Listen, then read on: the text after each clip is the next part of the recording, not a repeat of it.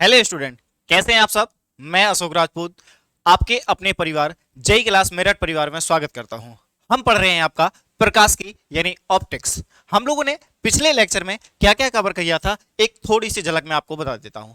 सबसे पहले मैंने आप लोगों को बताया कि जो प्रकाश होता है, जो लाइट होता है, वो आपका टू पार्ट में डिवाइड होता है। कौन कौन से हैं वो पार्ट? पहला है आपका किरण प्रकाश की और दूसरा है आपका तरंग प्रकाश की। तरंग प्रकाश की और दूसरा क्या आपका किरण प्रकाश की। किरण प्रकाश की को हम लोग इंग्लिश में क्या बोलते हैं? Ray optics. और दूसरा आपका जो आपका तरंग प्रकाश की है उसे हम लोग क्या बोलेंगे? Wave optics. क्या बोलेंगे? Wave optics. मैंने आपको किरण प्रकाश की में क्या क्या पढ़ाया? सबसे पहले बताया कि जो प्रकाश का परावर्तन होता है, क्या बताया? कि प्रकाश का परावर्तन बता दिया मैंने आपको, प्रकाश का परावर्तन। फिर मैंने आपको बताया कि प्रकाश का अपवर्तन, अपवर्तन। और तीसरा बताया कि प्रकाश में क्या होता है? वर्ण विक्षेपण होता है। प्रकाश में वर्ण विक्षेपण होता है।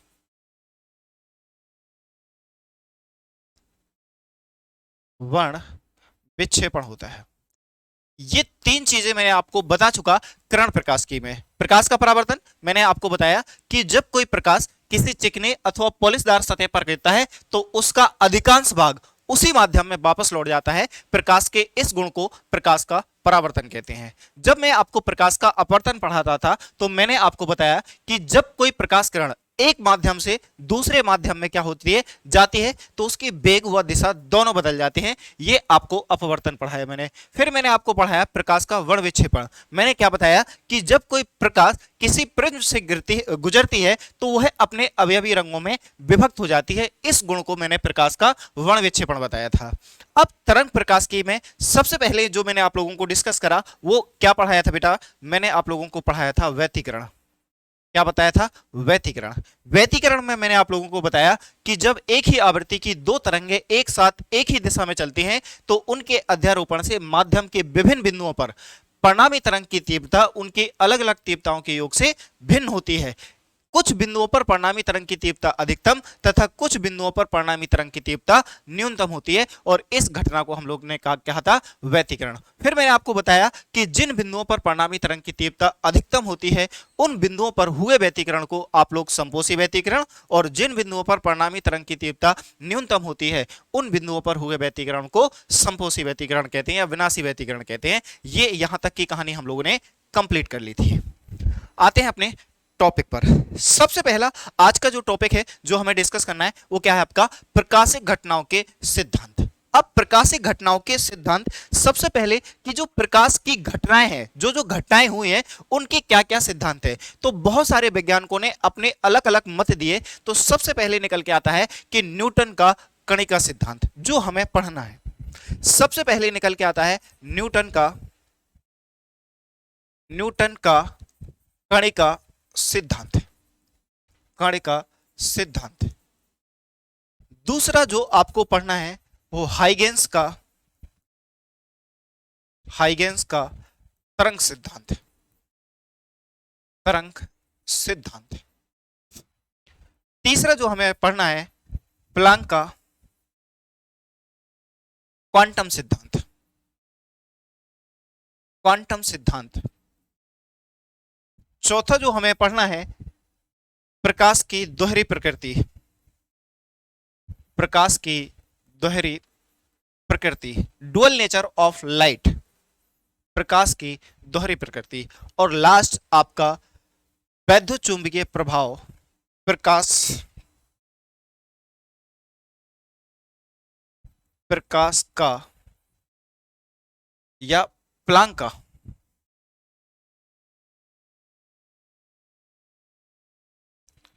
मैक्सवेल का वैद्युत चुंबकीय प्रभाव। वैद्युत चुंबकीय प्रभाव। ये 5 आपको मेजरली पार्ट हैं जो आपके किससे संबंधित है? प्रकाशिक घटनाओं से संबंधित है, यानी प्रकाशिक घटनाओं के सिद्धांत।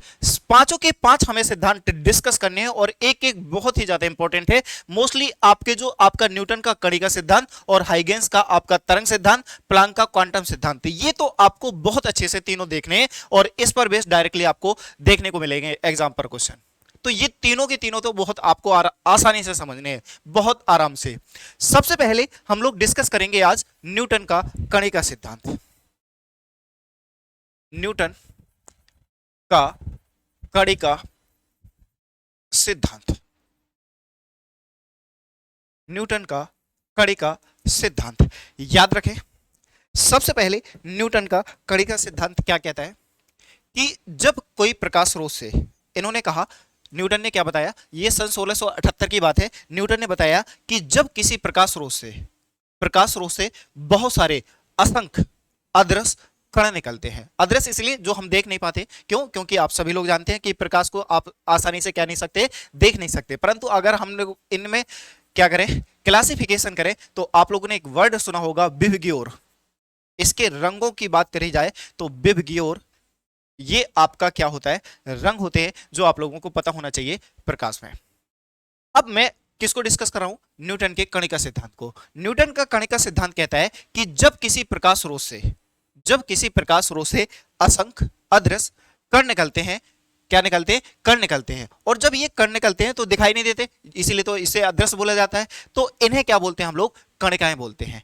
अब ये कणिकाएं जो होती हैं प्रकाश के वेग से सभी दिशाओं में समान रूप से क्या संचरित होती हैं।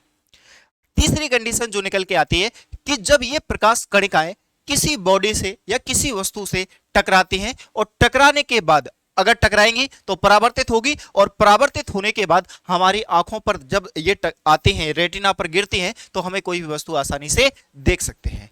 परंतु इसमें एक लास्ट पॉइंट कभी कभी ऑप्शनल में पूछ लिया जाता है कि किस रंग की जो कणिकाएं होती हैं वो सबसे बड़ी होती हैं और किस रंग की कणिकाएं सबसे कम होती हैं। तो याद रखना, ये वर्ड याद रखना, विबग्योर। तो याद रखना बेटा कि जो लाल रंग की कणिकाएं होती है, कौन सी की बात करूं मैं, लाल रंग की जो कणिकाएं होती हैं, कणिकाएं सबसे बड़ी, जबकि जो आपके वॉयलेट यानी बैगनी रंग की होती है, बैगनी रंग की कणिकाएं सबसे छोटी होती है। यह बात आप लोगों को की पॉइंट में याद रखनी है, यह डायरेक्टली आपको पता होना चाहिए। तो एक बार मैं हल्का सा फिर से डिफाइन करता हूं न्यूटन का कणिका सिद्धांत। कब की बात है, सन 1678 की बात है, सन 1678 की बात है। न्यूटन ने क्या बताया कि जब किसी प्रकाश स्रोत से असंख्य अदृश्य कण निकलते हैं तो इन कणों को हम लोग क्या बोलते हैं, या सूक्ष्म छोटे छोटे अदृश्य कण निकलते हैं जिन्हें हम लोग क्या बोलते हैं, कणिकाएं बोलते हैं। ये कणिकाएं अगर आपका एक ही माध्यम है यानी समान माध्यम है तो ये समान वेग में या प्रकाश के वेग से क्या होती है, संचरित होती हैं। जब ये कणिकाएं, तीसरा पॉइंट, जब ये कणिकाएं किसी बॉडी पर गिरती हैं और बॉडी पर गिरने के बाद परावर्तित होकर हमारी आंखों पर पड़ती हैं तो किसी भी वस्तु को हम आसानी से क्या कर सकते हैं, देख सकते हैं। चौथा पॉइंट क्या आता है कि जो प्रकाश होता है या जो ये कहें कि लाल रंग की जो प्रकाश की कणिकाएं होती हैं, या ऐसा सिंपल वर्डों में आपको मैं समझाऊं तो मैं ये कहूं कि भिन्न भिन्न रंगों की कणिकाएं भिन्न भिन्न आकारों की होती हैं। ये हम लोग क्या कर सकते हैं, कह सकते हैं। मैंने क्या बोला कि भिन्न भिन्न रंगों की जो कणिकाएं होती हैं वो भिन्न भिन्न आकारों की होती हैं। जैसे कि आप लोगों को मैंने बताया कि लाल रंग की जो कणिकाएं होती हैं वो सबसे बड़ी, और बैगनी रंग की जो कणिकाएं होती हैं वो क्या होती हैं बेटा, सबसे छोटी होती है। यहां तक की कहानी आपको क्लियर होगी। अब बात करते हैं कि न्यूटन का कणिका सिद्धांत कुछ जगह आपका क्या रहा, विफल रहा, जो चीजों को समझा नहीं पाया। वो कौन कौन सी है? आपका न्यूटन का जो कणिका सिद्धांत है ना तो ये बता पाया कि व्यतिकरण कैसे होता है, ना ये बता पाया, ना विवर्तन को समझा पाया। इसीलिए ये आपका जो सिद्धांत है कुछ समय बाद क्या हो गया, फेल हो गया। क्या क्या नहीं समझा पाया, ना तो ये व्यतिकरण को समझा पाया और ना ही किसको समझा पाया, आपका विवर्तन को समझा पाया। आते हम लोग नेक्स्ट कंडीशन की ओर। अभी ये आपका था प्रकाशिक घटनाओं का सिद्धांत। जो सबसे पहले मैंने आपको डिस्कस किया न्यूटन का कणिका सिद्धांत। अब दूसरा मैं डिस्कस करने वाला हूं हाइगेंस का तरंग सिद्धांत।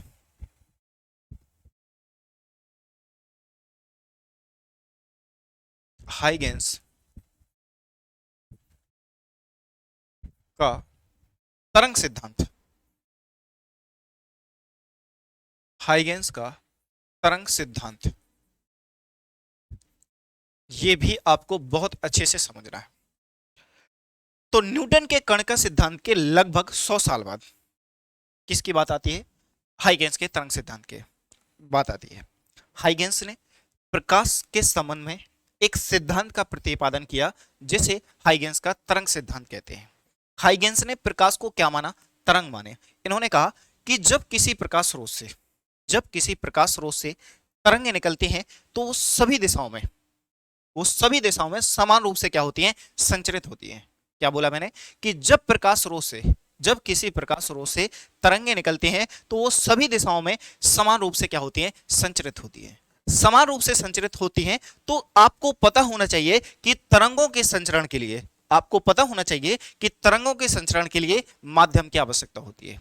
अब प्रकाश है, जब प्रकाश सूर्य से पृथ्वी पर आता है तो क्या कोई माध्यम होता है? तो ध्यान से देखें, इन्होंने क्या, बहुत इंपॉर्टेंट चीजें हैं ये, एक एक वर्डों पर ध्यान दें क्योंकि पूरा थ्योरेटिकल है, ये आपको क्लियरली पता होना चाहिए। मैंने क्या बताया?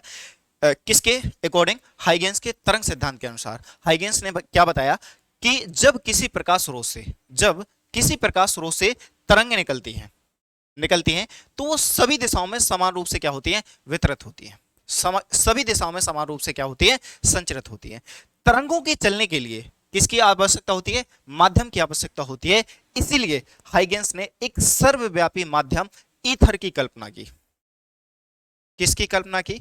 ईथर की कल्पना की। ईथर की कल्पना ही क्योंकि इसका जो भार होता है वो भारहीन होता है, इसमें कोई भार नहीं होता है। अर्थात ये क्या होता है? इसकी जो प्रॉपर्टी है वो क्या बेटा?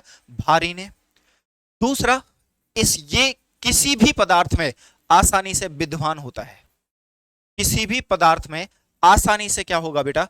विद्यमान होगा। अर्थात थर्ड कंडीशन अगर मैं बताऊं तो प्रकाश के संचरण के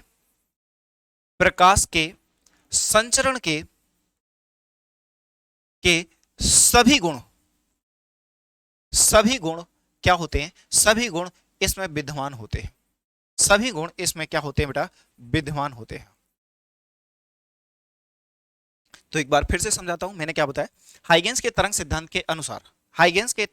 के अनुसार इन्होंने बताया कि जब किसी प्रकाश स्रोत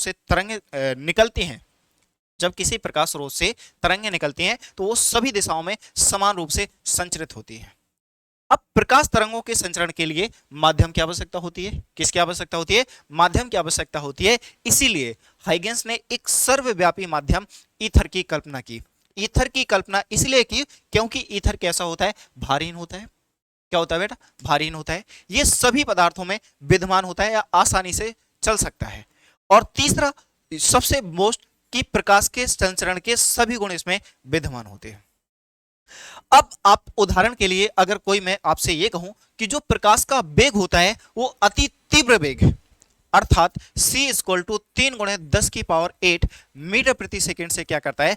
गतिमान होता है या गति करता है। यानी इतनी चाल से क्या करता है? गति करता है। अगर इसका वेग अधिक होगा तो ऑब्वियस बात है इसका जो घनत्व होगा, किसका? ईथर का जो घनत्व होगा वो बहुत कम होगा।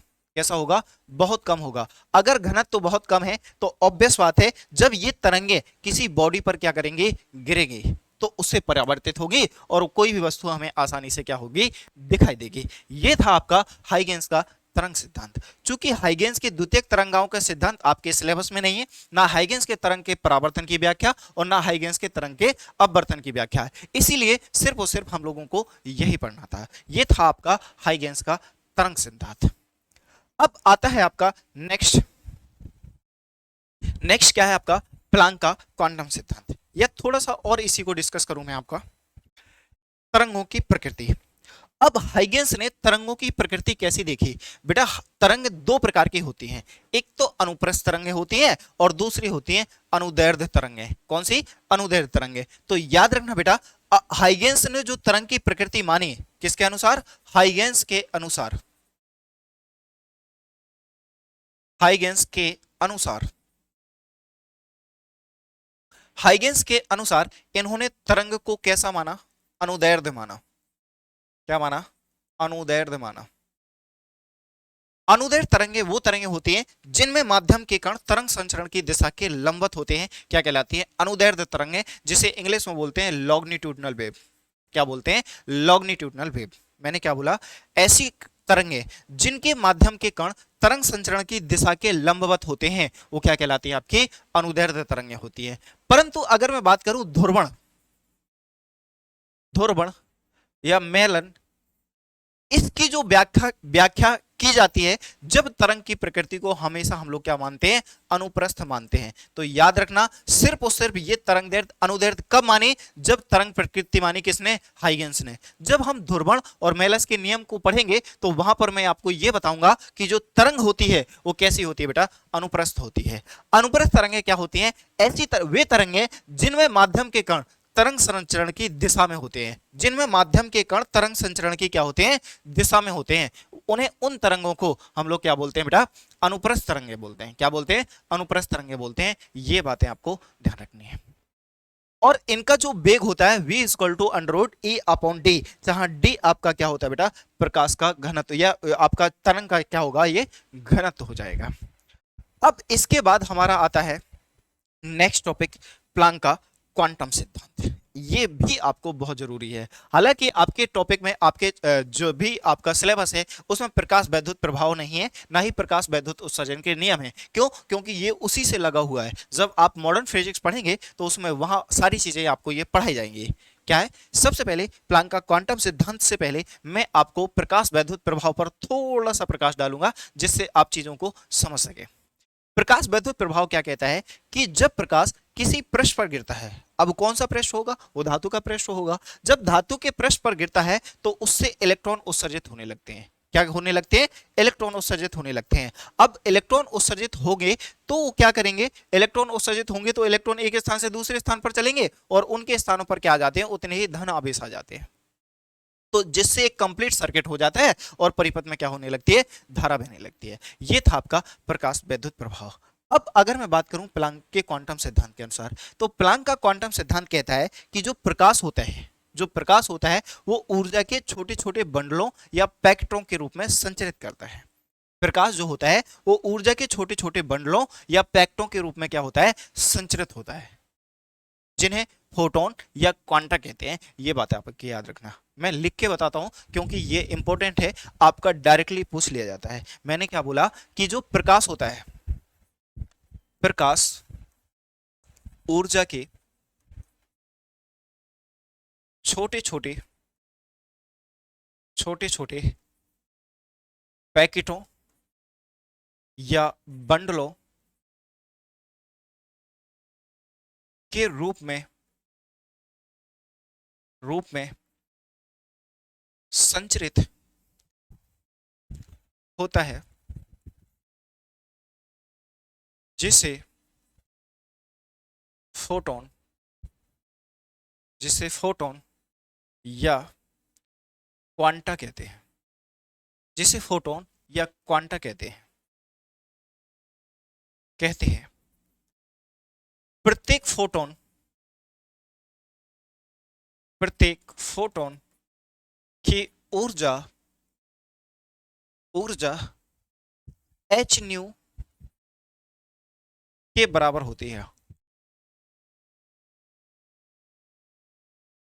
h न्यू के बराबर होती है। अब प्रत्येक फोटोन में क्या होती है? ऊर्जा होती है, और ऊर्जा किसके बराबर होती है?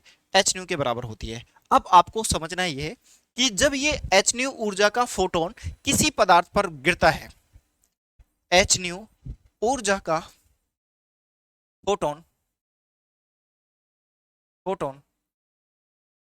किसी पदार्थ पर गिरता है, किसी पदार्थ पर गिरता है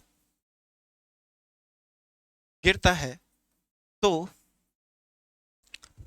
ऊर्जा का कुछ भाग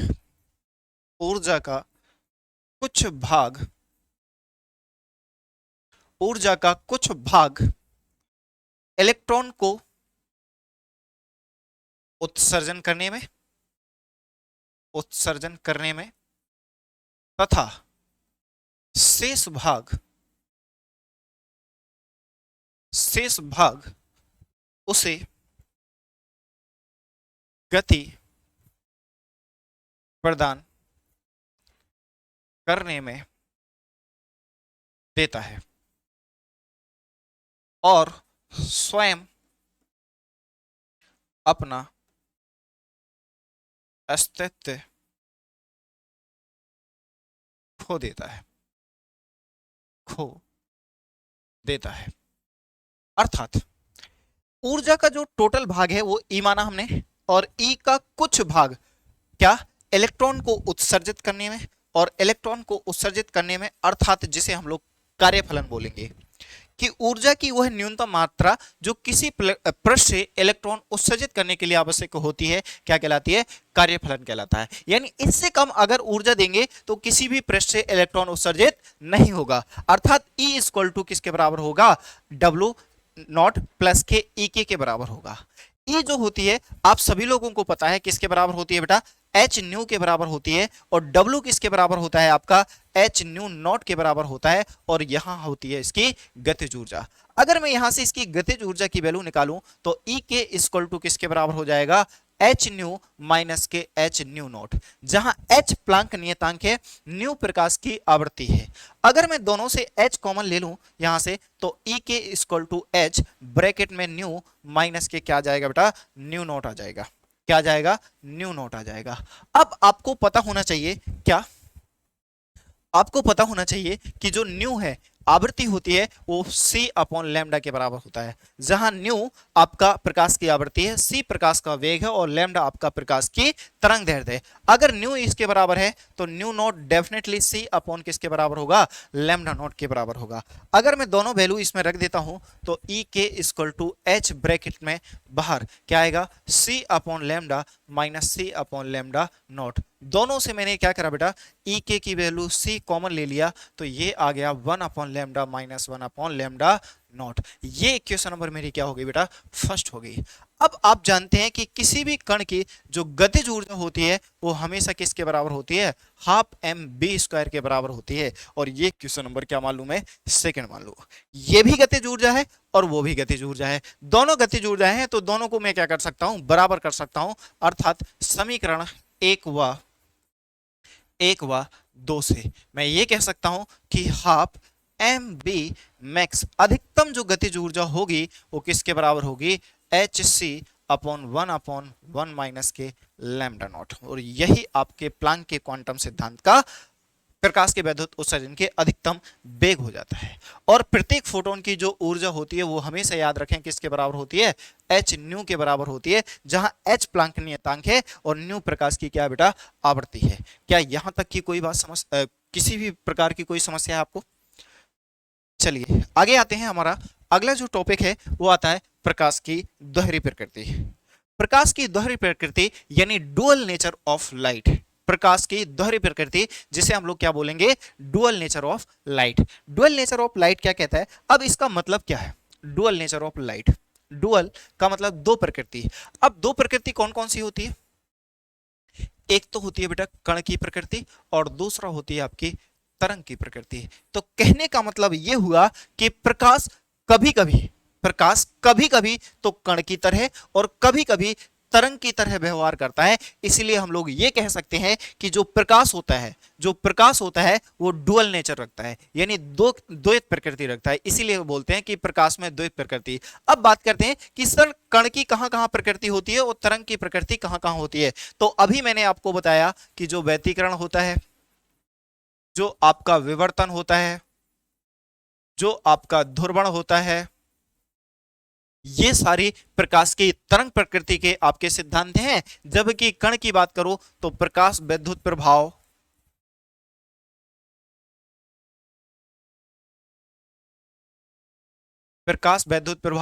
मैक्सवेल का विद्युत चुंबकीय प्रभाव और मेलस का नियम, ये सारे किस्में हैं आपके कण सिद्धांत को रिप्रेजेंट करते हैं। इसीलिए ये कहते हैं कि जो प्रकाश होता है वो कभी कभी कण की तरह और कभी कभी किसकी तरह, तरंग की तरह व्यवहार करता है। इसीलिए हम लोग ये कहते हैं कि प्रकाश कैसी प्रकृति रखता है, डुअल नेचर रहता है, यानी दोहरी प्रकृति होती है। किसकी? प्रकाश की दोहरी प्रकृति होती है। अब आते हैं हम लोग नेक्स्ट टॉपिक की ओर। नेक्स्ट, अगर मैं इसको रिप्रेजेंट करूं किसके द्वारा, डी ब्रोगली तरंग दैर्ध्य को और रिप्रेजेंट कर दूं, de Broglie, de Broglie, de Broglie तरंग दैर्ध्य, तरंग दैर्ध्य,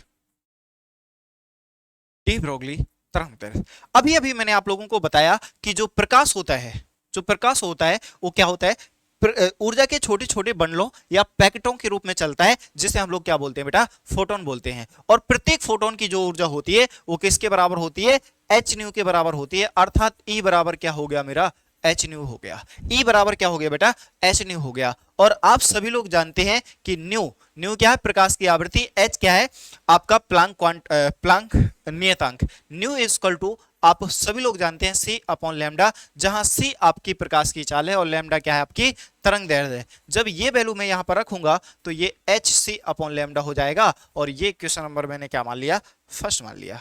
अब आपने आइंस्टीन द्रव्यमान ऊर्जा समीकरण पढ़ा होगा, क्या, आइंस्टीन द्रव्यमान ऊर्जा समीकरण, आइंस्टीन, आइंस्टीन द्रव्यमान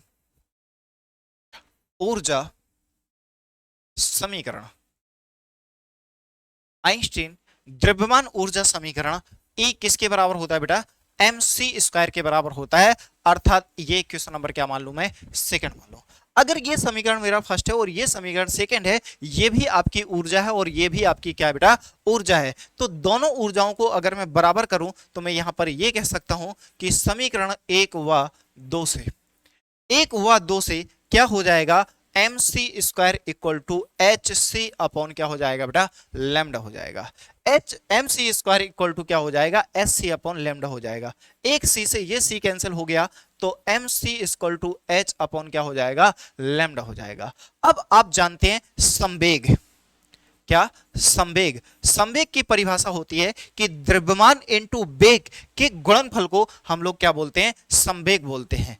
द्रव्यमान इनटू जो वेग होता है वो क्या कहलाता है, संवेग होता है। संवेग को हम लोग बेटा p से डिनोट करते हैं, और अगर द्रव्यमान मेरा m है और वेग आपका c है तो p बराबर क्या हो जाएगा, m इंटू सी हो जाएगा। तो इस पूरी की जगह मैं ये रख दूं तो p बराबर क्या आ जाएगा, h अपॉन लैम्डा आ जाएगा। तो p बराबर क्या आ जाएगा बेटा, h अपॉन लैम्डा आ जाएगा। मुझे किसकी वैल्यू चाहिए, लैम्डा की वैल्यू चाहिए, यानी डी ब्रोगली तरंग दैर्ध्य की वैल्यू चाहिए। तो लैम्डा बराबर हो जाएगा h अपॉन क्या आ जाएगा बेटा, P आ जाएगा।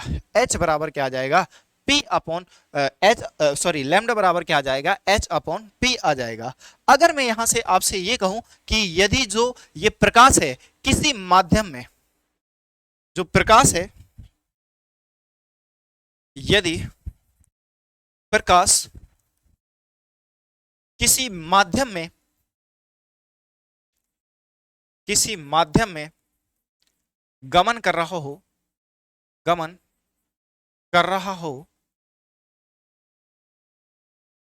तो जो आपका संवेग होता p बराबर m इंटू वेग, जहां v क्या है, किसी माध्यम में प्रकाश का वेग, अर्थात p बराबर क्या हो जाएगा, mv। तो आपने अभी अभी मैंने पढ़ाया कि lambda equal to h upon p होता है, और ये वैल्यू यहां पर रख दूं तो h अपॉन किसके बराबर हो जाएगा, ये mv के बराबर हो जाएगा। और यही मेरा क्या है, आपका तरंग दैर्ध्य है। कौन सी, डी ब्रोगली तरंग दैर्ध्य। अगर मैं इसे गतिज ऊर्जा के रूप में लिखूं तो आप सभी लोग जानते हैं, क्या जानते हैं, गतिज ऊर्जा किसकी, किसी कण की जो गतिज ऊर्जा होती है, गतिज ऊर्जा वो किसके बराबर होती है बेटा, हाफ एम वी स्क्वायर के बराबर होती है। यानी गतिज ऊर्जा जो के हो गया वो किसके बराबर हो गया बेटा, हाफ एम वी स्क्वायर के बराबर हो गया। मुझे किसकी वैल्यू चाहिए, यहां से वी स्क्वायर की वैल्यू चाहिए, तो 2 की मल्टीप्लाई करूंगा तो 2k, और यहां पर क्या आएगा, एम वी स्क्वायर के बराबर होगा। तो वी स्क्वायर बराबर कितना हो गया बेटा,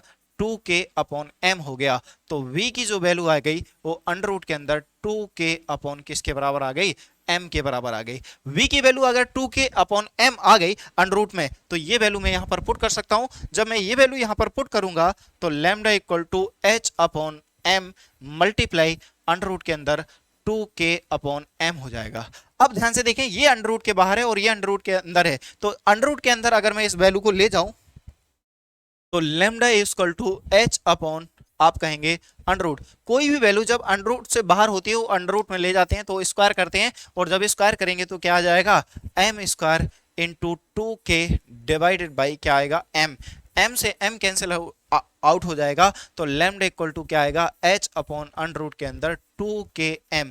तो आपका एक और तरंग दैर्ध्य का फॉर्मूला आ गया किसमें, गतिज ऊर्जा के पदों में, अर्थात lambda equal to h upon 2km। अगर मुझे इसे वैद्युत विभवांतर के पदों में याद रखना है तो आप जानते होंगे कि अधिकतम जो गतिज ऊर्जा होती है वो E इंटू वी नॉट के बराबर होती है, यानी E या Q नॉट इंटू वी के बराबर होती है, यानी अधिकतम गतिज ऊर्जा E into B. V nought क्या होता है, पोटेंशियल ब्रेकिंग पोटेंशियल जिसे हम लोग बोलते हैं, K equal to E into V nought. अगर मैं K की वैल्यू यहां पर रख दूं तो लैम्डा का एक और नया फॉर्मूला आ जाएगा, lambda equal to 1 upon 2 E V nought multiply M. V क्या है आपका विभवांतर, ई क्या है आपका इलेक्ट्रॉन का आवेश, जिसकी वैल्यू कितनी होती है 1.6 इंटू 10 की पावर माइनस के 19, और एम क्या है इलेक्ट्रॉन का द्रव्यमान है। क्या यहां तक की सारी बातें क्लियर है, यहां तक की सारी बातें क्लियर होंगी। एक बार फटाफट रिवीजन करते हैं कि हम लोगों ने इस चैप्टर में क्या क्या पढ़ा, देखो जरा फटाफट। सबसे पहले मैंने आप लोगों को बताया प्रकाश, और प्रकाश को दो पार्ट में बांटा है। पहला पार्ट था आपका रे ऑप्टिक्स, दूसरा है आपका वेव ऑप्टिक्स। रे ऑप्टिक्स में मैंने आपको प्रकाश का परावर्तन, अपवर्तन और आपका प्रकाश से वर्ण विक्षेपण समझाया। जबकि आपको मैं बात करूं तरंग प्रकाश में तो व्यतिकरण, विवर्तन और आपकी ध्रुवण जैसी घटनाओं को मैंने आपको वेव ऑप्टिक्स में पढ़ाया। फिर इसके बाद मैंने बताया कि प्रकाशिक घटनाओं के सिद्धांत क्या होते हैं। प्रकाशिक घटनाओं के निम्न 4 सिद्धांत होते हैं। निम्न 4 आपको जो मेजरली ध्यान रखने हैं आपके कौन कौन से, न्यूटन का कणिका सिद्धांत हो गया, हाइगेंस का तरंग सिद्धांत हो गया, प्लांक का क्वांटम सिद्धांत हो गया, प्रकाश की दोहरी प्रकृति और मैक्सवेल का वैद्युतचुंबकीय प्रभाव हो गया। फिर इसके बाद मैंने आप लोगों को न्यूटन का कण का सिद्धांत बताया, और फिर मैंने आपको प्लांक का क्वांटम सिद्धांत बताया, और प्लांक का क्वांटम सिद्धांत बताया मैंने क्या बताया कि जब किसी प्रकाश स्रोत से जो प्रकाश होता है वो ऊर्जा के छोटे छोटे बंडलों या पैकेटों के रूप में चलता है, जिन्हें फोटोन या क्वांटा कहते हैं। प्रत्येक फोटोन की ऊर्जा h न्यू के बराबर होती है। किसके बराबर होती है, h न्यू के बराबर होती है। प्रत्येक फोटोन की ऊर्जा h न्यू के बराबर होती है। ऊर्जा का कुछ भाग इलेक्ट्रॉन को उत्सर्जित करने में तथा शेष भाग उसे गति प्रदान करने में करता है, और जिसकी वैल्यू हम लोगों ने अधिकतम गतिज ऊर्जा के पदों में निकाली, और ये वैल्यू किसके बराबर हो गई, half M B max square equal to H nu 1 upon lambda minus 1 upon lambda nought. फिर इसके बाद लास्ट टॉपिक मैंने आप लोगों को पढ़ाया प्रकाश की दोहरी प्रकृति, यानी डुअल नेचर ऑफ लाइट। मैंने आप लोगों को बताया कि जो प्रकाश होता है वो कभी कभी कण की तरह व्यवहार करता है, और कभी कभी किसकी तरह व्यवहार करता है, तरंग की तरह व्यवहार करता है। कण की तरह कब कब, जब आप प्रकाश वैद्युत प्रभाव पढ़ते हैं तो वो आपका कण का व्यवहार होता है प्रकाश का, और जब आप व्यतिकरण, विवर्तन, आपके ध्रुवण जैसी घटनाएं पढ़ते हैं तो यहाँ पर आपका जो प्रकाश होता है वो कैसा वर्क करता है, एज ए तरंग की तरह वर्क करता है। इसीलिए हम लोग बोलते हैं कि जो प्रकाश होता है वो डुअल नेचर रखता है, कभी कण की तरह और कभी किसकी तरह, तरंग की तरह वर्क करता है। और एक लास्ट टॉपिक जो मैंने आपको करवाया वो है आपका डी ब्रोगली तरंग दैर्ध्य। ये बहुत इंपॉर्टेंट फॉर्मूला है। मैंने आपको कम से कम गतिज ऊर्जा के पदों में, संवेग के पदों में, और तीसरा जो मैंने आपको बताया विभवांतर के पदों में, तीनों में बताया। ये डायरेक्टली इस पर बेस्ड क्वेश्चन पूछ लिया जाता है। तो आई होप यहां तक की सारी चीजें आपको क्लियर हो गई होंगी। तो आज की क्लास को हम लोग यहीं विराम करते हैं। आप जय हिंद, जय भारत।